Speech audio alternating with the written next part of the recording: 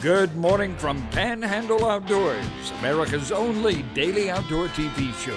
Your source for fishing, hunting, and information for folks who enjoy the great outdoors. Now sit back, relax. It's Panhandle Outdoors.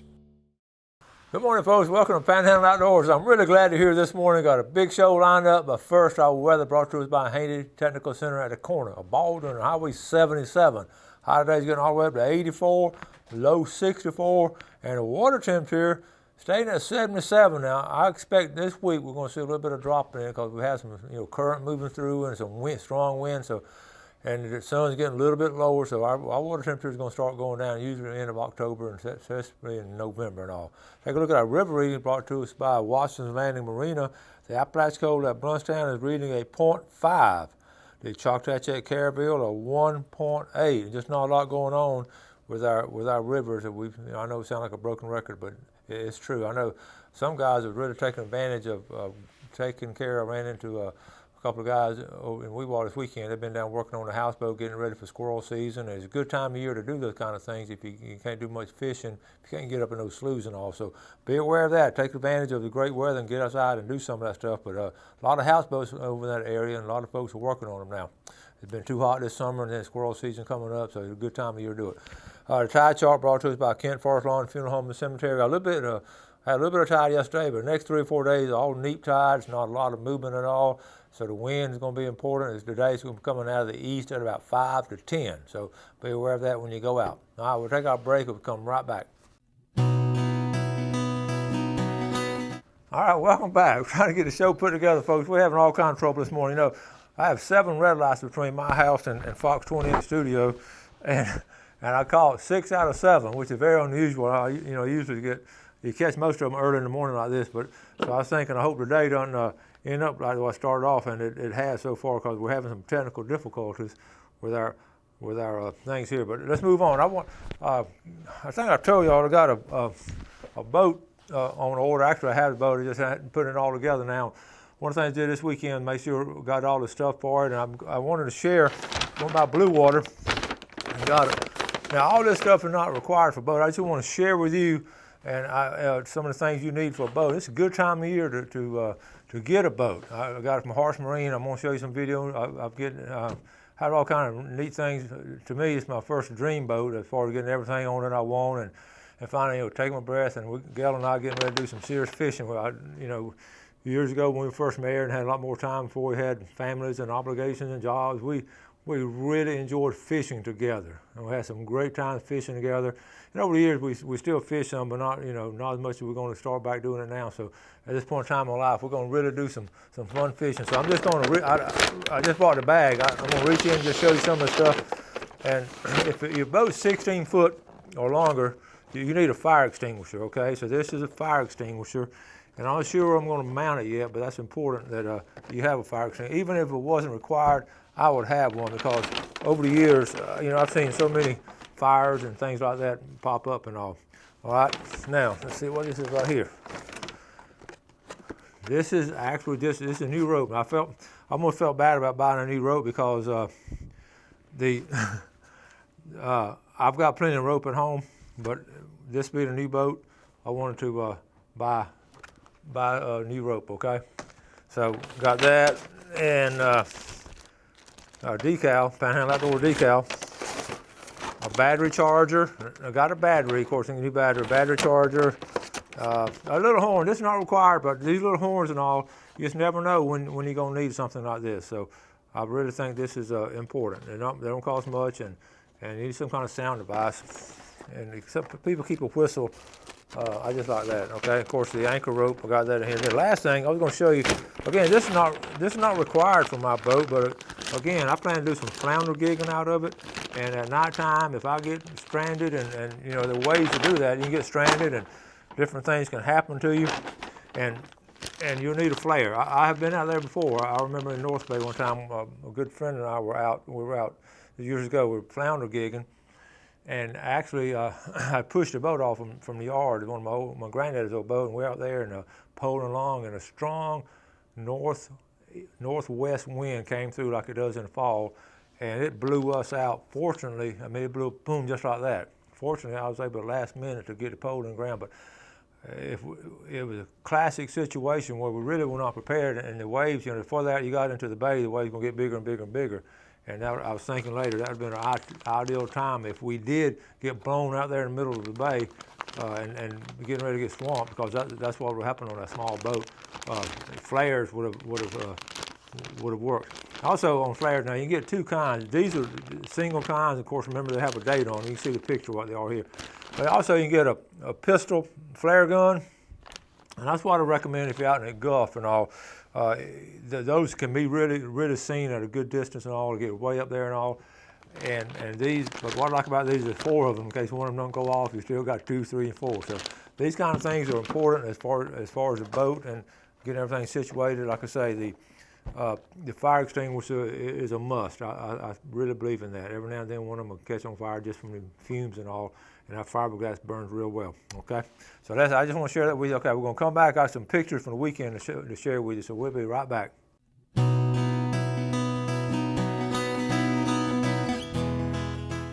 Okay, welcome back.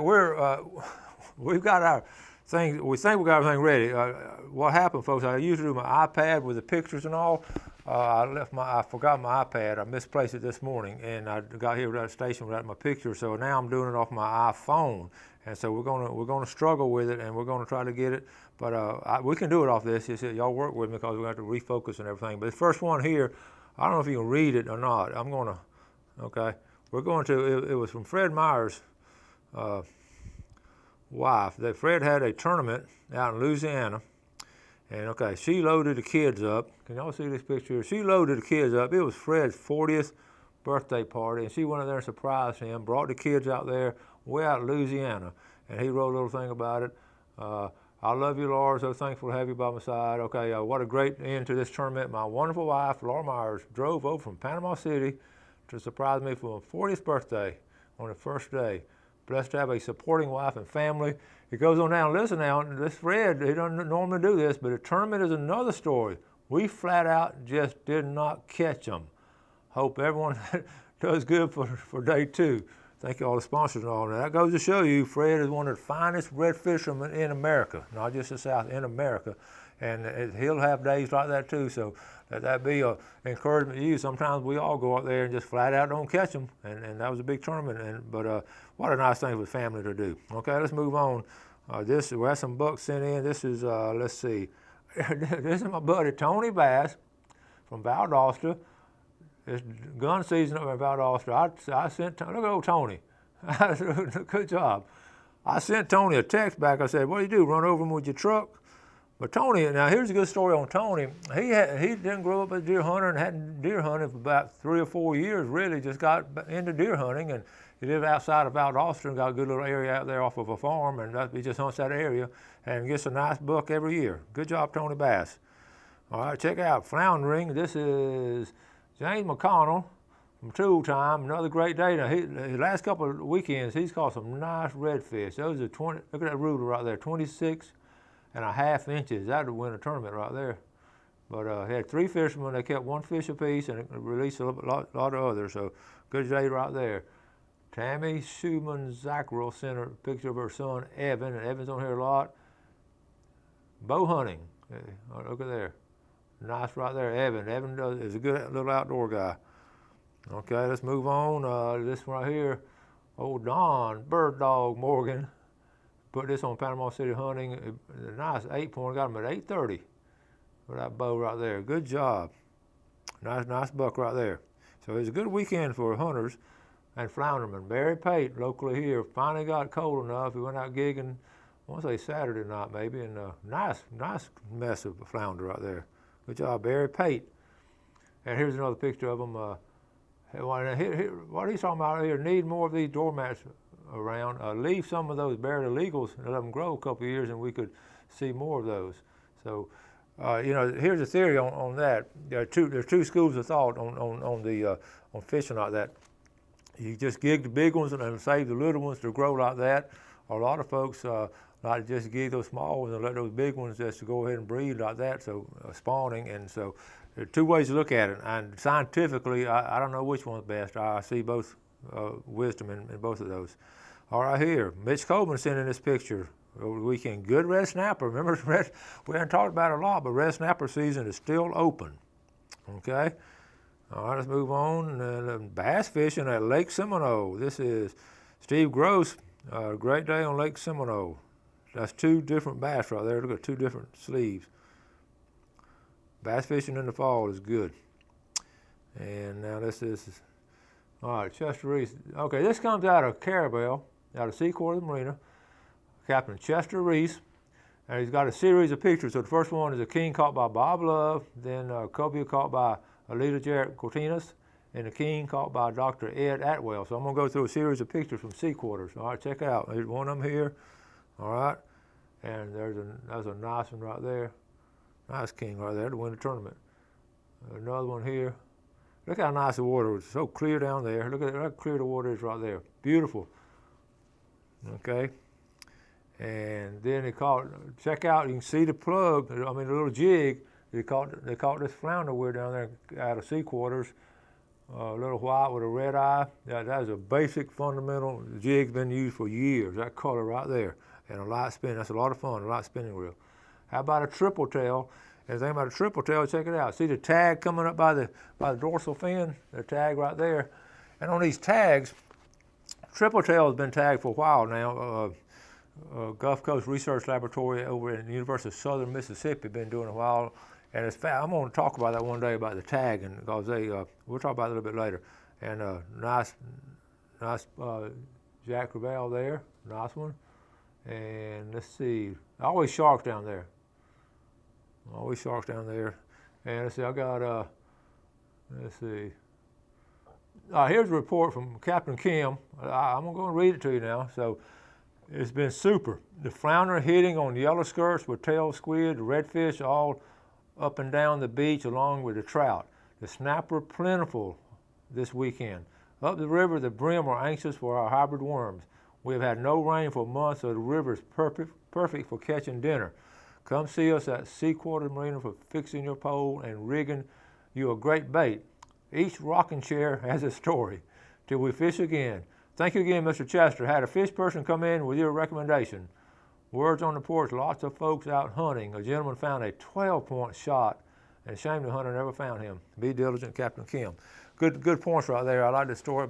Each rocking chair has a story. You've seen a photo of those rocking chairs on the front of sea quarters, but a lot of times I talk about sea quarters marina, and this is a classic group of pictures right there. You saw all the fish could be caught out of that area, and the thing about it, you could be right there at sea quarters, and you can go out into the bay and catch a redfish, a flounder, and a triple tail. You go right past the bay into the Gulf, and you also all of a sudden you can king mackerel right off Dog Island. Or the third choice, go right up the river, and they're right on the river. You've seen in my video from the years. Go right up that river, and the thing about it, you don't have to go far. That's not a big river. It's not like the Apalachicola and Choctawhatchee. It's a small river, and you get on up there right past that bridge. You got a couple of turns, and all of a sudden you're out in the wild. Actually, you're out there close to Tate's Hell. So it's a unique place. So you can go down there and do all those different things in a weekend or whatever. And it's not, again, I said over and over again, it's one of Florida's, if not Florida's last true fishing village. It's not built up with condos. It's not got a lot of places around it that's commercial. It's just a real fishing village. So you can take advantage of it. And like I say, the flounder gigging is really good down there this time of year too. You see what's going on. Okay, now let's see. Let's go ahead and don't forget we're going to do this week on Friday. We're going to draw for the first tree stand to be given away by Bill Kramer Chevrolet. Now all you got to do is go by there and test drive that truck or one of those trucks. Put your name in there. They're going to come on the air every Friday morning for the next 4 weeks. Daniel or Tony or Jack or some of those guys down there are going to come in and draw your name out. We're going to announce it right here on Fox 28 Panhandle Outdoors, who the winner's going to be. So even if you don't hunt or don't want a tree stand, you say, oh, I don't need that. Here's what you can do. Go there and do it. And if you win, I will buy the tree stand from you. I promise you. I went by the other day and looked at a tree stand. That is a nice tree stand. So even, I'll give you a couple $100. We'll come, a couple $100 cash, and we won't write you a check. So I'd love to have that tree stand. I can't officially enter it myself. It just wouldn't be the right thing to do for me to enter it. I've tried to get some cousins all to come down and do it, and they may, but I'm not going to do it. So anyway, but if you win it, I'll buy it from you, okay? All right, let's take a break, and we'll be coming right back.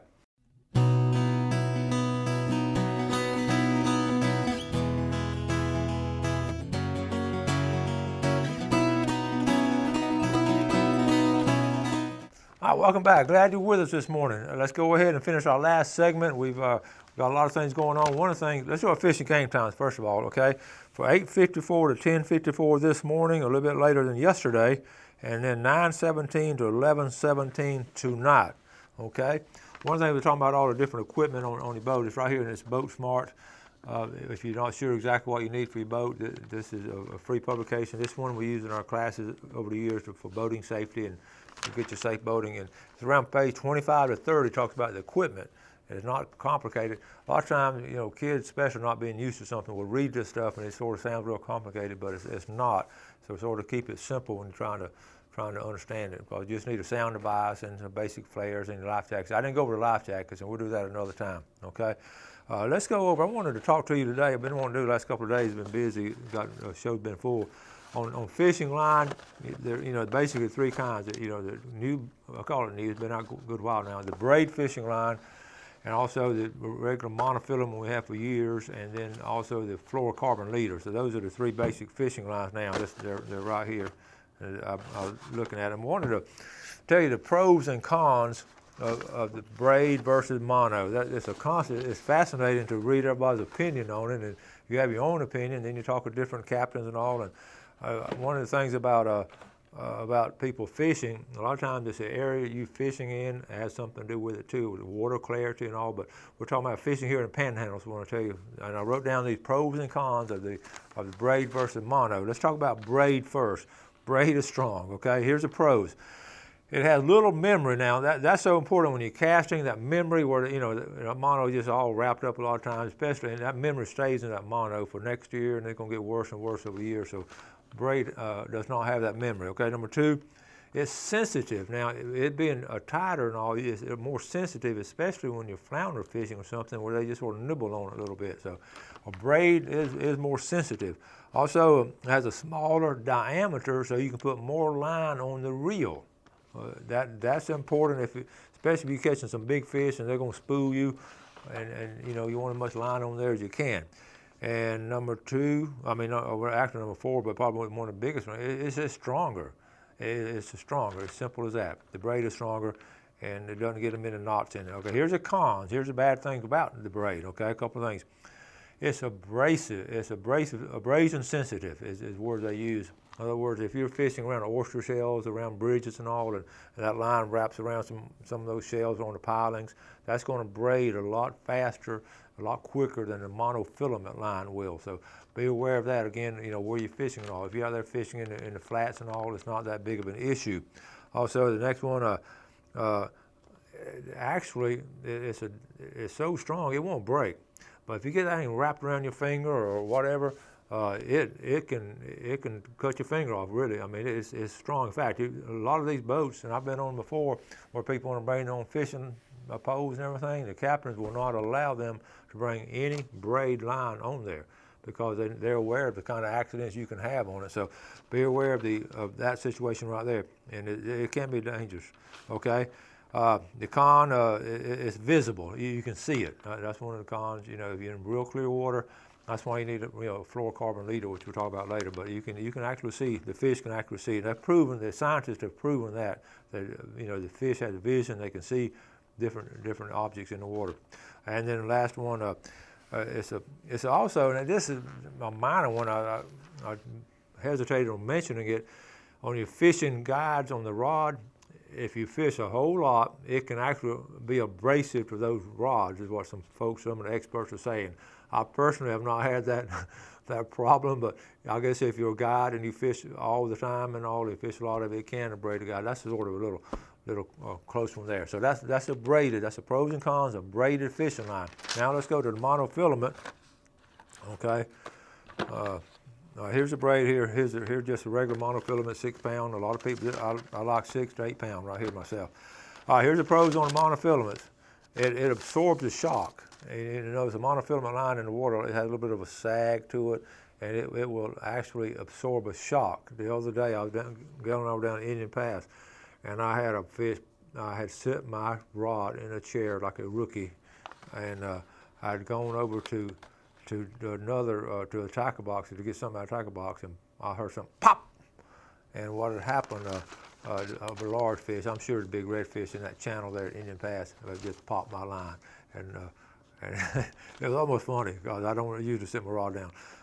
Okay, we're talking about the pros. It's not visible. Okay, you can't see monofilament. That's a good strong point for monofilament. It's less expensive. And that braided line, now you look at the prices, it's pretty expensive. Okay, it's abrasion resistant. The ways that nylon and all that is made is sort of abrasive resistant. So that's a good point right there. You can cut. I don't recommend this, but I do it myself. You can cut it with your teeth. How many times have we all been out there where we, in a hurry and tie a knot on there? The fish are biting, tie a knot, and you want that little tag, and you just want to cut it off. And a lot of times we can't find it, so we just bite it and keep on fishing. I've done it. I know you have too. So you can do that with you can't do that with braid, but you can do that with mono. So that's a plus right there. Okay, another one. It won't slice your finger off. Okay. It'll get real tight and all, but you can all try and break it. Okay, then the cons. Here's the bad things about it. Okay, on monofilament, the kinks. We're talking about the memory and the kinks it'll get. Once you get a kink in it, it does have a point right there where it becomes less strong. So that's a negative right there. The memory, okay, and it's thicker, so and it's not as strong as braided. So it's your decision as to how you want to, what you want to fish with. I personally have rod and reel fixed up with both of them, but I do definitely recommend a fluorocarbon leader. We all do that. A fluorocarbon leader with braid is so important. So that's the pros and cons of fishing line in a nutshell. And the best way to find out is to go fish them yourself and try them out yourself. Okay, so got to wrap things up. In the braided line, there's a lot of times you get a lot of pretty colors coming in now. Okay, thank you all so much for watching Panhandle Outdoors. Hope you enjoyed it. We got another big show tomorrow. FWC, Travis Bassford will be in tomorrow, so we'll talk to him. So you have a great day. Do something good for your fellow man, and God bless. Thanks for watching America's only daily outdoor TV show, Panhandle Outdoors with Winston Chester, featuring hunting, fishing, and other activities and information to help you enjoy the great outdoors. Join us next time for Panhandle Outdoors.